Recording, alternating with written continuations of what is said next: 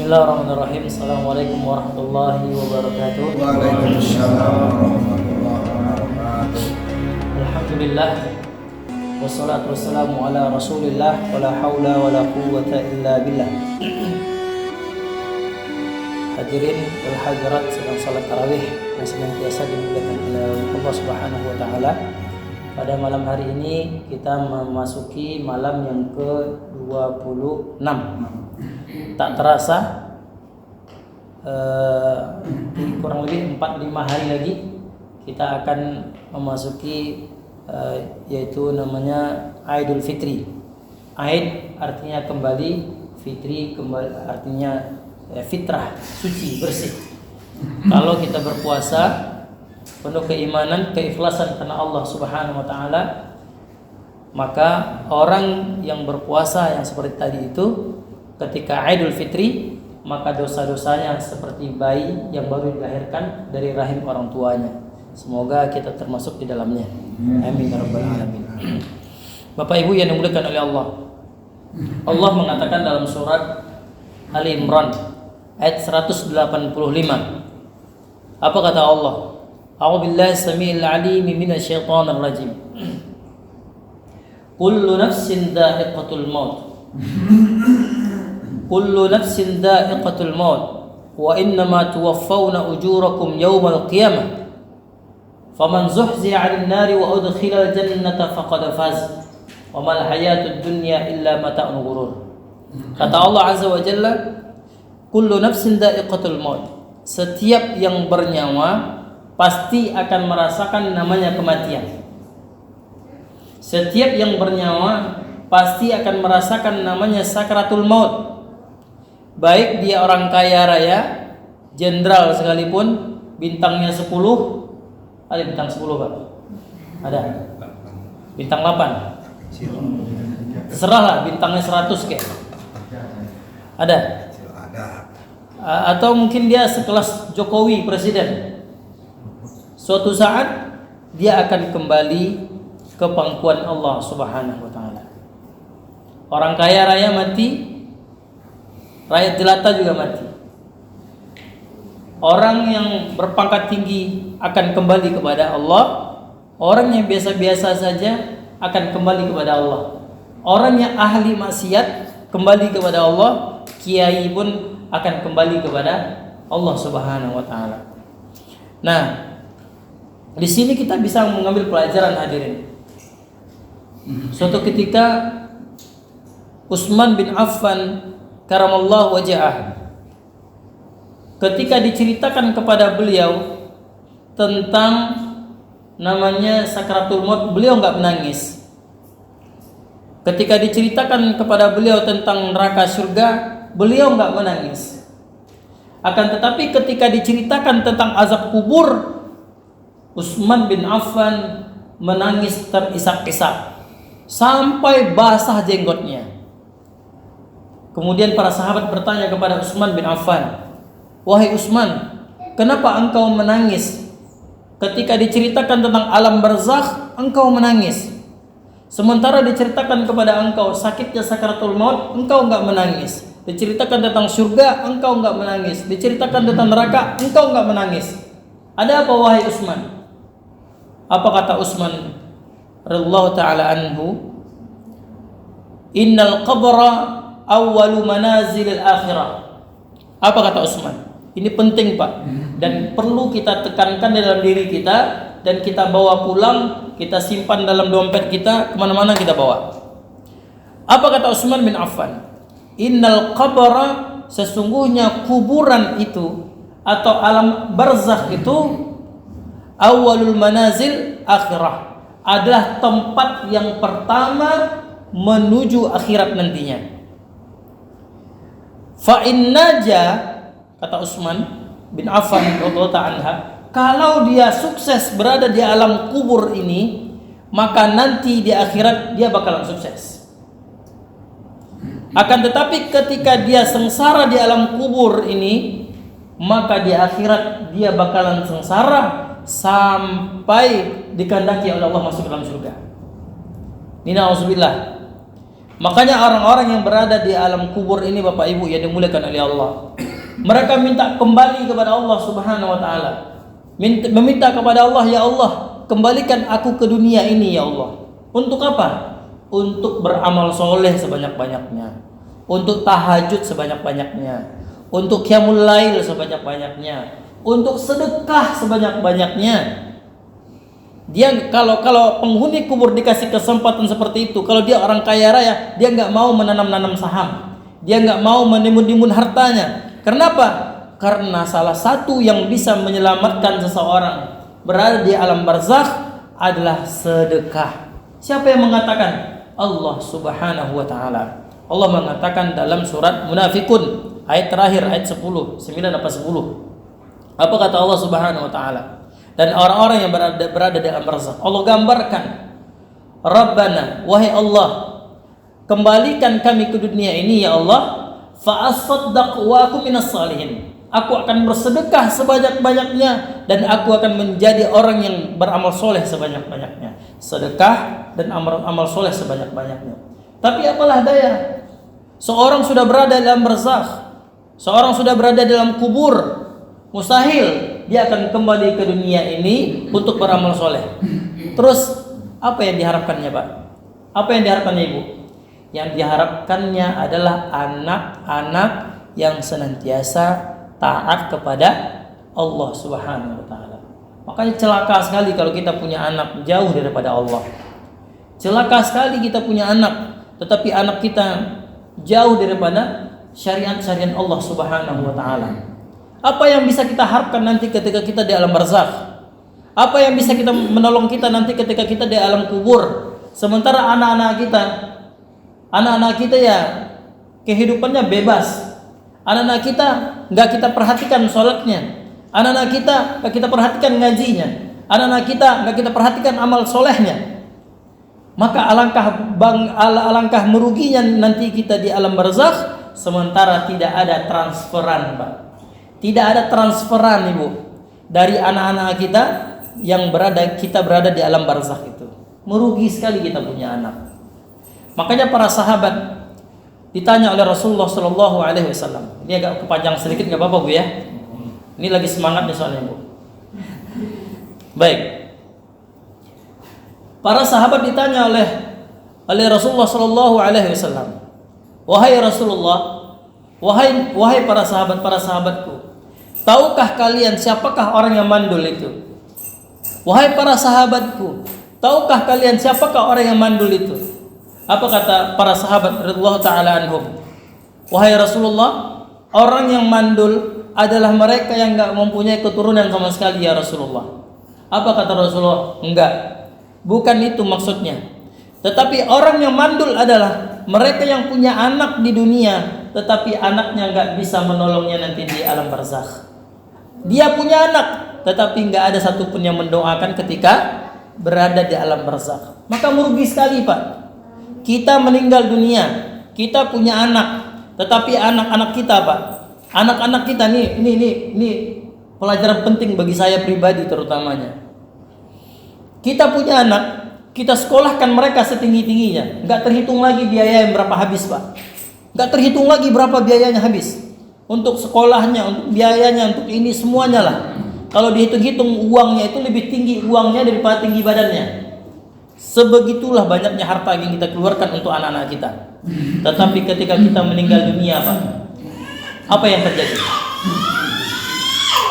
Ketika kita meninggal dunia Bapak Ibu yang dimuliakan oleh Allah Subhanahu wa taala, anak-anak kita datang kepada Ustaz,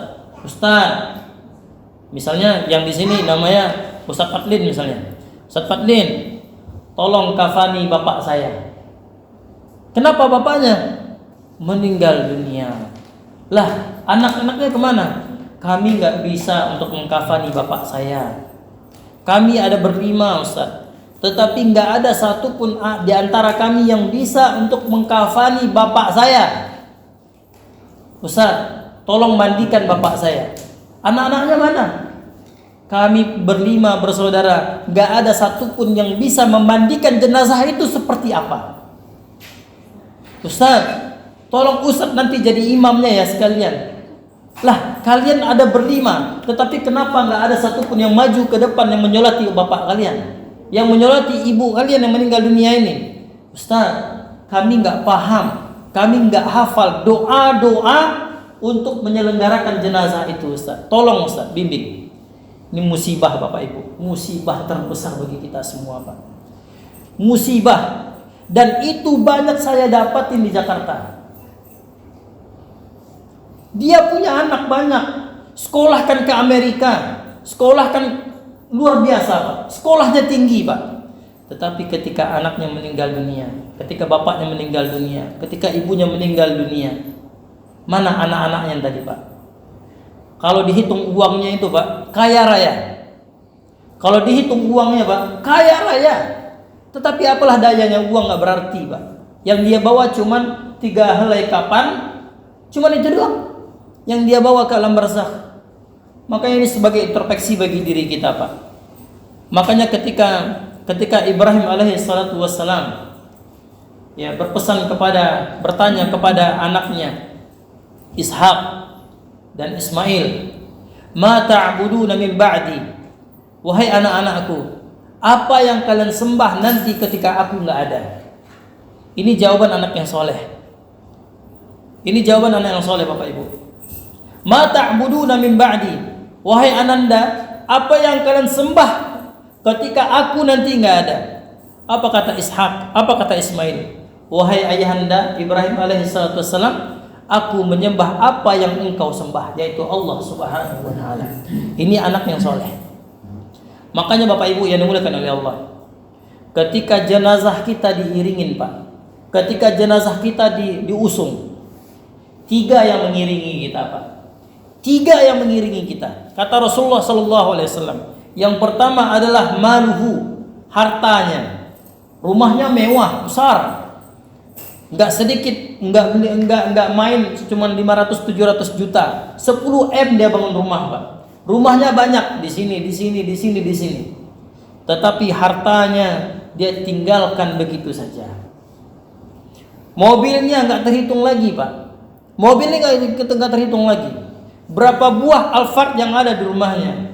Berapa buah Porsche yang ada di rumahnya? Padahal harganya itu 5 M-an. Berapa buah Lamborghini yang ada di rumahnya? Padahal harganya 6 M-an. Tapi ketika meninggal dunia, cuman bisa numpang parkir doang. Ketika kita sudah dikuburkan, Lamborghini-nya balik ke rumah masing-masing. Ya enggak? Mobil Alphard-nya itu cuman mengantarkan sampai parkiran doang, Pak. Yang kedua, apa yang mengiringi jenazah itu? Kata Rasulullah SAW, ahluhu, keluarga-keluarganya, anak-anaknya, istri-istrinya. Istrinya satu doang, Bu ya. Istrinya, anak-anaknya.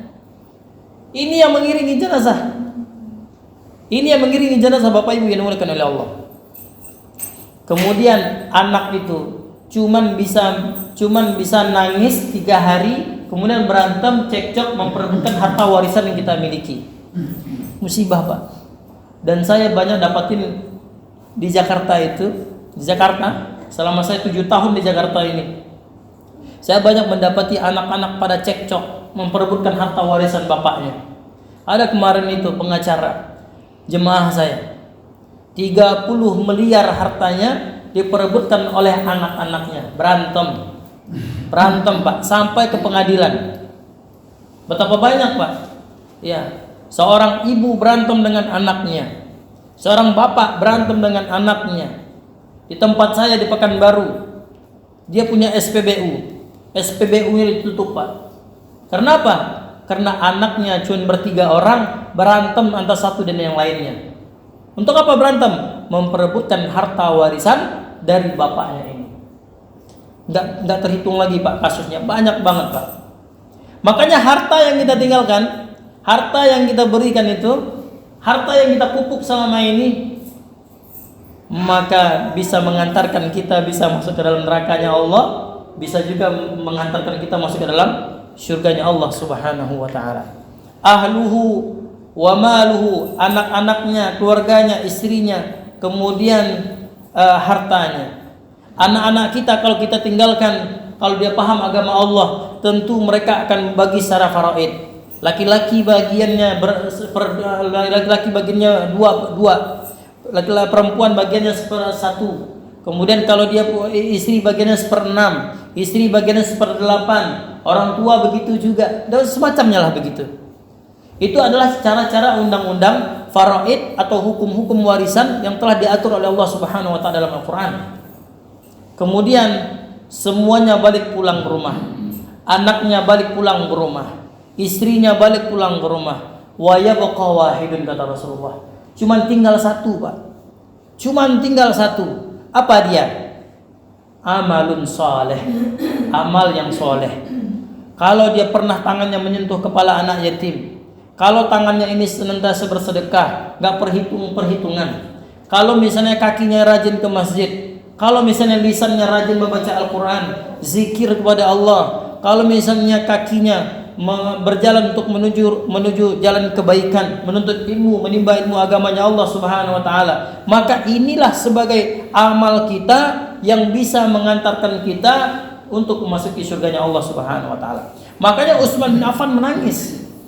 Kenapa? Karena sekelas Utsman bin Affan belum tentu dia nggak bisa menjamin bahwasanya dirinya akan bebas daripada siksa kubur. Padahal Utsman bin Affan telah dijamin oleh Rasulullah, salah satu 10 orang sahabat di antara 10 orang sahabat yang dijamin masuk surga oleh Allah Subhanahu wa taala. Utsman bin Affan. Hadirin yang dimuliakan Allah Subhanahu wa taala. Kemudian wa innama tuwaffawna ujurakum yaumal qiyamah. Nah, kita capek-capek beribadah, Pak. Kita capek-capek tahajud malam, minta ampun sama Allah, sedekah nggak terhitung lagi banyaknya. Mungkin di dunia nggak dibalas oleh Allah, tapi nanti kata Allah, wa innama tuwaffawna ujurakum yaumal qiyamah. Ketika kalian telah wafat, nanti kata Allah disempurnakan semua amalan-amalan yang kalian lakukan. Nanti kata Allah, di akhirat semua amalan pahala-pahala itu diberikan kepada kalian semuanya. Kapan kata Allah? Yaumal qiyamah. Ketika kita semua nanti berada di hari kiamat, di yaumul qiyamah, maka disitulah didampakkan oleh Allah Subhanahu wa taala amalan soleh yang kita lakukan. Faman zuhziya 'anil nar, maka kata Allah, barang siapa yang diselamatkan oleh Allah Subhanahu wa taala dari nerakanya Allah, faqad faz, maka sungguh dia amat sangat beruntung. Kenapa dia bisa beruntung, Bapak? Karena dia letih-letih beribadah kepada Allah di dunia ini. Wa udkhilal jannata faqad faz. Faman zuhziya 'anil nar, dia akan dibebaskan, dijauhkan oleh Allah Subhanahu wa taala dari neraka Allah Subhanahu wa taala. Wa udkhilal jannata, dan Allah masukkan dia itu ke dalam surganya Allah Subhanahu wa taala. Faqad faz, maka sungguh dia telah termasuk golongan orang-orang yang beruntung. Kemudian di akhir ayat itu Allah ingatkan kepada kita semua, Bapak Ibu, wa mal hayatud dunya illa mata'ul ghurur. Wahai hamba-hamba Allah, jangan sampai kalian terlena dengan dunia ini. Wahai hamba-hamba Allah, jangan sampai kalian terlena dengan dunia yang hanya fata morgana ini. Kenapa? Karena dunia ini adalah tempat kita menanam sebanyak-banyaknya. Dunia adalah tempat kita menanam sebanyak-banyaknya. Kapan kita panennya, Pak? Nanti ketika kita berada dalam barzakh, nanti ketika kita berada di padang mahsyar, maka di saat itulah kita panen daripada hasil amalan soleh yang kita lakukan. Bulan Ramadan, hampir 1 bulan kita dikadar oleh Allah. Jangan sampai bulan Ramadan cuma ramenya di bulan Ramadan saja, Pak. Bulan Ramadan, jangan sampai ramenya musola An-Nur ini cuma bulan Ramadan saja. Musibah, Pak. Mana ketika sholat subuh cuma 2 orang. Ketika sholat zuhur mungkin sibuklah dikerja di kantor sebagainya. Sholat isya cuman 1 orang, cuman 3 orang, 2 orang. Padahal rumah kita dekat dengan musola An-Nur. Kenapa kita mesti sholat di rumah, Pak? Kenapa kita mesti sholat di rumah? Padahal Rasulullah SAW menganjurkan kepada umat-umatnya senantiasa memakmurkan rumah-rumahnya Allah Subhanahu wa taala. Mohon maaf kepanjangan, insya Allah nanti pertemuan selanjutnya kita akan melanjutkan pembahasan seperti ini. Mudah-mudahan ini bermanfaat untuk saya dan kita semua. Wabillahi taufiq wal hidayah. Assalamualaikum warahmatullahi wabarakatuh. Waalaikumsalam.